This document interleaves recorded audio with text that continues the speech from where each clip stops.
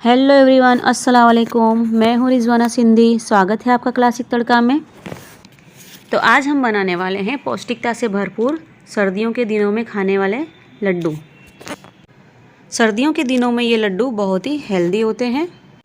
बच्चे हो या बड़े सभी इसको खा सकते हैं। ये शरीर को गर्माहट देते हैं, हर तरह की कमज़ोरी को दूर करते हैं, शरीर को मजबूत बनाते हैं और खून की कमी को दूर करते हैं। तो वीडियो को बिना स्किप किए एंड तक ज़रूर देखें। तो चलिए फिर शुरू करते हैं पौष्टिक लड्डू।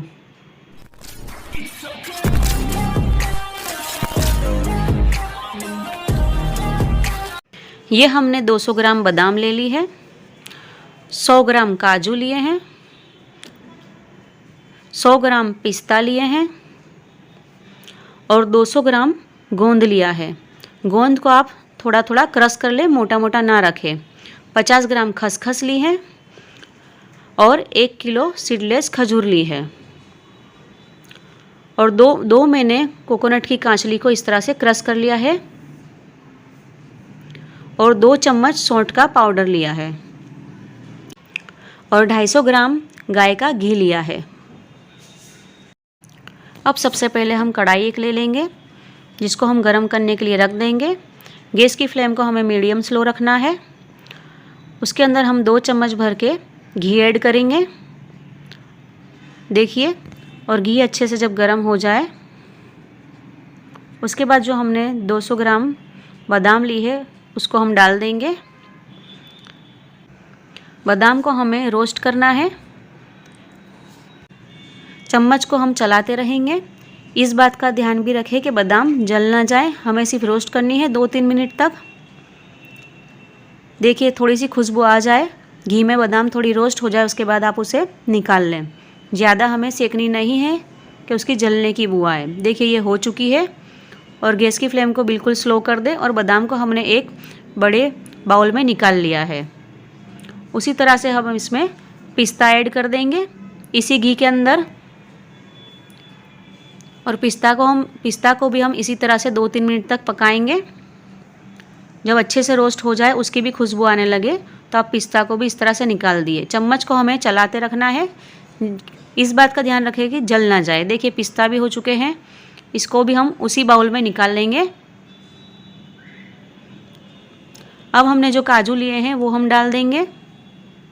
काजू को हमें ज़्यादा रोस्ट नहीं करना है, ये 30 सेकंड में ही हो जाते हैं, क्योंकि 1 मिनट तक आप पकाओगे तो बहुत जल्द ये गोल्डन ब्राउन हो जाते हैं। तो हमें गोल्डन ब्राउन नहीं करने हैं। आधी मिनट में आप काजू को निकाल लें। देखिए, काजू भी रोस्ट हो चुके हैं। इसी तरह से सभी ड्राई फ्रूट को हमें रोस्ट करके एक बड़े बाउल में निकाल लेना है। अब उसी कढ़ाई में हम दूसरा घी ऐड करेंगे और घी को अच्छे से गर्म होने देंगे। हमने 3 से 4 चम्मच घी लिया है और जो हमने 200 ग्राम गोंद लिया है उसको हमने इस तरह से बारीक टुकड़ों में कर लिया है, ताकि बड़ा बड़ा गोंद होता है वो जल्दी नहीं पकता है। देखिए, इसे थोड़ी मिनट तक इस तरह गोंद को घी में पकाए और देखिए कि थोड़ी ही मिनटों में गोंद इस तरह से फूलने लगेगा। जब गोंद इस तरह से फूलने लगे तो गोंद को अलट पलट करके आप चम्मच को चलाते रहिए और देखिए कि गोंद जब साबूदाने की तरह फूल कर ट्रांसपेरेंट हो गया है, वहाँ तक गोंद को पकाए और इसे भी आप निकाल लें। इसको हम अलग बाउल में निकालेंगे। देखिए, इसी तरह से हमने गोंद को पकाकर निकाल लिया है। अब उसमें फिर से हम थोड़ा सा घी ऐड करेंगे। गोंद को हमने 2 बार करके हमने फ्राई किया है, क्योंकि एक ही बार में सब गोंद साथ में नहीं होता है, इसलिए हम थोड़ा थोड़ा करके फ्राई करेंगे। देखिए, दूसरा भी हमने गोंद ले लिया है, उसको भी हम फ्राई कर लेंगे। सेम प्रोसेस से उसी तरह से जब गोंद फूलने लगे वहाँ तक हमें उसे पकाना है। देखिए, साबूदाने की तरह फूल गया है। थोड़ा सा घी हम और ऐड करेंगे। गोंद को फ्राई करने में घी का इस्तेमाल थोड़ा ज़्यादा होता है। पहले आपने देखा कि हमने जो ड्राई फ्रूट फ्राई किया, रोस्ट किया, उसको हमने थोड़े थोड़े ही घी में रोस्ट कर लिया था, लेकिन गोंद के अंदर घी का इस्तेमाल ज़्यादा हुआ, क्योंकि ये गोंद होता है वो अपने अंदर घी को एब्जॉर्ब कर लेता है। देखिए, गोंद भी हमारा दोनों फूल गया है और उसे हमने अलग बाउल में निकाल लिया है। अब हम ड्राई फ्रूट को थोड़ा सा ठंडा होने देंगे और थोड़ा सा ठंडा हो जाए उसके बाद हमने ये एक इमाम दस्ता लिया है जिसके अंदर हम थोड़ा थोड़ा करके ड्राई फ्रूट डालेंगे और इस तरह से हम कूट लेंगे। देखिए हमें ज़्यादा बारीक नहीं करना है। देखिए इस तरह से थोड़ा मोटा मोटा रहना चाहिए अधकचरा सा, वरना हम अगर बारीक करना चाहे तो हम ग्राइंडर में भी आप, बट हमें पेस्ट नहीं बनाना है, हमें इस तरह से ड्राई फ्रूट को क्रश करना है। देखिए अब हमने गोंद ले लिया है, गोंद को भी हम इसी तरह से कूटेंगे। इसको कूटने में ज़्यादा वक्त नहीं लगता है, ये फटाफट से हो जाता है। देखिए ये गोंद हम कूट चुके हैं। देखिए इस तरह से ये हो चुका है। सेम प्रोसेस से हम सभी गोंद को क्रश कर लेंगे और उसे भी दूसरे बाउल में निकाल लेंगे। देखिए हमने बड़े बाउल में एक बाजू गोंद क्रश करके रख लिया है और एक बाजू ड्राई फ्रूट। अब हमने उसी कढ़ाई में थोड़ा सा फिर से घी ऐड किया है और घी को हम गर्म होने देंगे। और उसके बाद ये हमने सीडलेस खजूर ली है, ये 1 किलो, जिसको हम घी में डाल देंगे और इसको बिल्कुल मीडियम स्लो हीट पे आप खजूर को घी के साथ पकाएं। थोड़ी देर में ये थोड़ी सी मैश हो जाने लगेगी। देखिए चम्मच चलाते हुए हमें उसको अलट पलट करते रहना है। जैसे जैसे घी गर्म होता जाएगा और थोड़ी ही देर में खजूर अंदर मैश होने लगेगी। देखिए खजूर अच्छे से घी के साथ मिक्स हो चुकी है। बस इसी तरह से हमको पकानी है इसे, ज़्यादा हमें इसको फ्राई नहीं करनी है। जब आप देखें कि खजूर का मिक्सचर अच्छे से रेडी हो चुका है तो आप गैस की फ्लेम को बंद कर दें और खजूर ज़्यादा गर्म हो जाती है तो उसको थोड़ा सा ठंडा होने दें। खजूर हमारी हेल्थ के लिए बहुत ही फ़ायदेमंद होती है, वो खून की कमी को दूर करती है। देखिए खजूर हो चुकी है रेडी। अब जो हमने मिक्सचर रेडी किया है उसके अंदर हमने 2 चम्मच सूंठ पाउडर ऐड करेंगे और उसको अच्छे से हाथों से मिक्स कर लेंगे।